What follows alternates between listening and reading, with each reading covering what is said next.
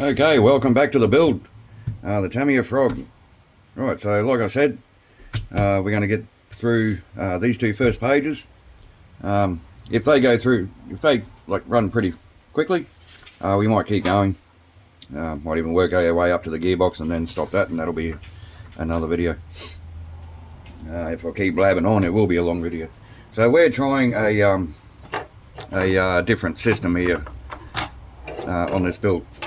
Now you see I've already got, you can see some of it, I've already got all our parts ready for step one. Now Zach is over there with the other instruction manual. They should be identical, I hope they are. So as I'm building step one, he is getting parts ready for step two for me. As I build step two, he'll get parts ready for step three, and so on and so forth, and you get the idea. So, step one is obviously putting your chassis halves together, which, I mean, I built the Monster Beetle and Blackfoot recently. They're still a little confusing. This is why you really got to pay attention to the plans, the drawings. You're basically building it upside down. And another trick that another trick that I've started doing is greasing up just a tiny little bit of grease, and it doesn't matter which of the greases you use. They're all safe for the plastic because you use them with the plastic in the kit, don't you? Excuse me. Where some of these screws have to go in to the plastic, they can be really, really tight, to the point where sometimes it feels like you're going to just crack the plastic. Some of them feel that tight. So let's get these parts in. Just a tiny little bit of grease in there, just a little bit of lubrication for these big 4mm screws. I haven't actually done a build for quite a few weeks. I'm a bit out of practice. I've just been doing like running videos and stuff like that. Which, we have another one on the way with the running the two clodbusters. That's going to be short and sweet. We didn't get much footage there because it started pissing down rain. So, and our friend was along for the ride too. He had his VRX that we fixed on the channel for him, and he was running lipo, so he really didn't want to get anything wet. We've got our threaded bar here. I don't think it doesn't even go all the way through, and a 3x10. Notice I'm not using Loctite on any of these things. I never have, and I've never had any drama with things falling apart. Only if it's only if it's an all metal construction, something like the Sand Scorcher or something like that, I'll use Loctite. But if there's plastic involved, I just stay away from it. I know some Loctites are safe to use with plastics, some plastics, but I just don't trust them. So this part here, see, this is what I mean. The first time I put that in upside down, you really got to look at the drawing. I don't even know if you can see it from up there. The drawing tells you that this A8 piece shows with all the holes on the top. Now, without those holes, this part is symmetrical. You can flip it over and it'll work either way. I was just about to put it in this way, but the holes need to be facing up, which in reality is down because this chassis is upside down at the moment. So you really got to look out for stuff like that. And there's a little tab inside the rail there that corresponds with that. It's hard to see, that notch there, and that just sits there until you're ready to sandwich the two together. And then we have this front piece. Now this got me last time too. I put it in upside down and I ended up having to take the whole thing apart to fix it. Right, so this one goes in like this. This is where it gets a little bit tricky. You got to kind of hold your tongue right for everything to come together as it should.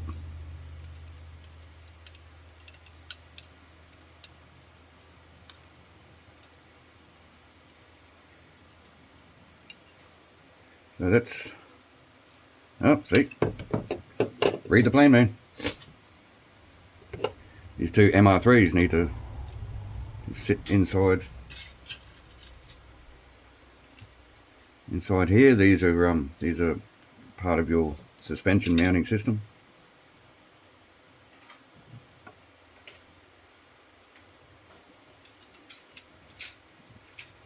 You just got to line everything up again because I had to take it apart.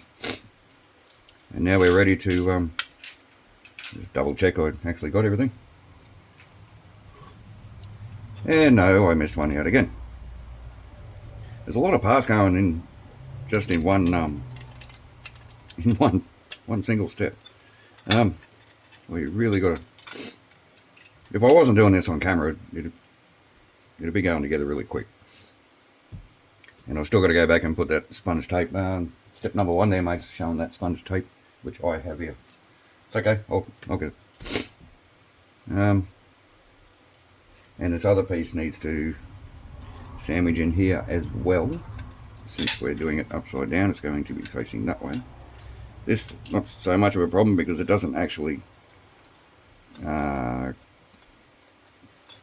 correspond to anything inside the actual chassis rail. It's adjustable, and this is where your servo will mount for your steering. So I think now we can put the screws in and move on to step 2. So since I've already put some grease into that black H-beam looking part there, that means our screws are going in very, very easy now. And when they stop, that's it. That's tight. You don't need to over torque them. I'm sure everybody knows what happens when you over tighten screws in plastic. They go tight, tight, tight, tight, tight, loose, loose, loose, loose, loose, and then you've got to glue the hole up, re-drill, start again. So step 1 complete. All those parts are there, ready to go. Step 2, we have to put our front arms together, which means this can sit. Oh wait, no, I missed a screw. This one goes in here. See, if I wasn't trying to do a video for you guys, I probably wouldn't miss all these parts. Really should just slow down and concentrate on what I'm doing, eh? How'd you go, mate? You get all my parts ready? Mm-hmm. Beautiful. Thank you. Now to tighten this bar up here,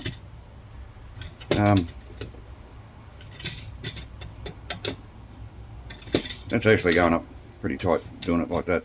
But if you find, excuse me, if you find that bar is just spinning, you could get another screwdriver and just come in from the other side and tighten them both up at the same time, and that'll work.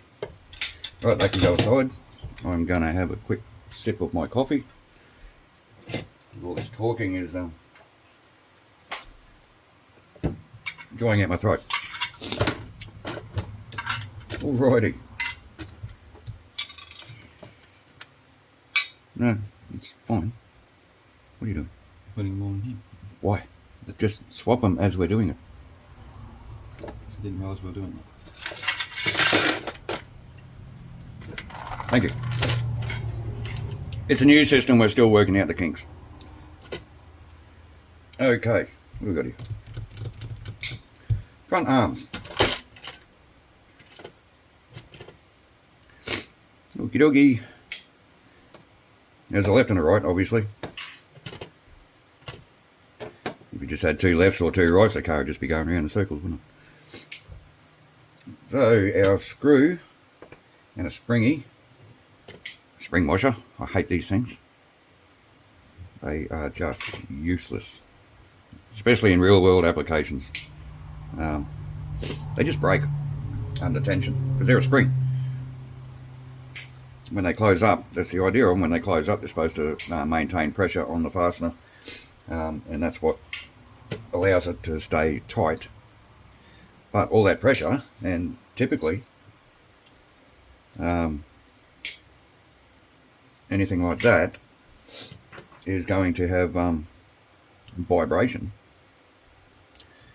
and it's the vibration that destroys the spring washer, and they just crack, they lose their tension, and the bolts come loose. That's why I much prefer nylock nuts such as this, which is silly in this case because they're telling you to use both. But that's what Tamiya says, so who are we to argue with Tamiya?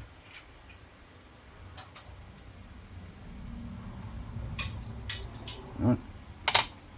So those little box wrenches do come in handy from time to time. Good. Get our hex drive.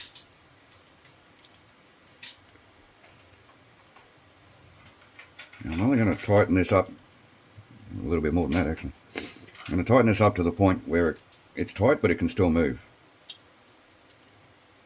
Yeah, much like that.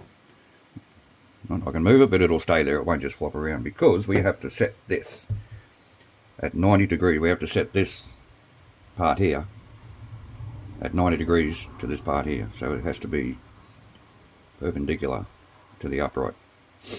This would be very handy later on to fine-tune your caster in your front wheels. You wouldn't have to go very far, because where these actually sit in the chassis like this, they've already got some built-in caster right from the start, but you can adjust it with these uprights. I'm just going to eyeball this. That looks pretty close to 90 to me. I work in the metal fabrication industry, and my main job is, well, pretty much my only job, is processing all the material for the fabricators. And we have a couple of press brakes that we use just about every day. And you get pretty used to eyeballing angles. You know, you get it down to about half a degree or something like that, and then you measure it and fix it if you need to. So I'm calling that 90. So that looked like 90 and now it doesn't. So these are a bit difficult because they move when you're trying to tighten them up. So what I'm trying to do is tighten the nut without moving the screw, because that's going to influence the part, isn't it? Right, that's 90. Now the other one has to be opposite.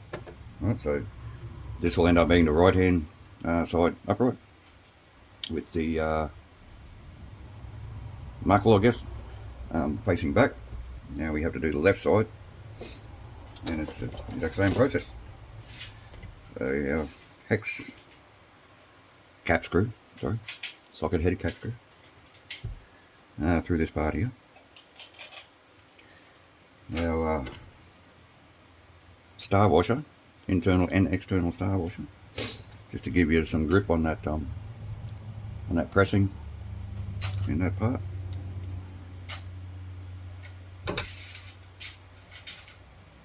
Keep an eye on the time for me too, mate, and just I don't want this video to go too long, that's all. 14 minutes so far. 14 minutes.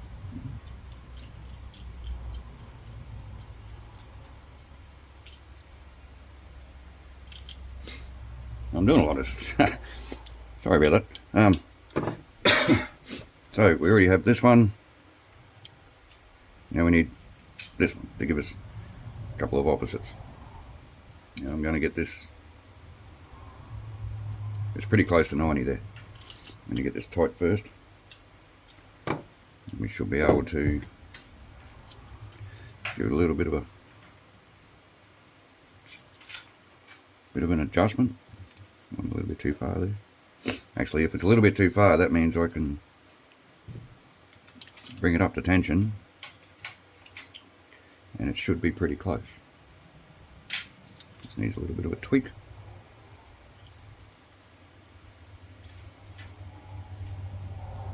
There we go. These parts I probably should have used Loctite, even though we have a nylon locking nut in there. But we'll see how they go. My old frog never came apart. It broke parts. It never actually came apart.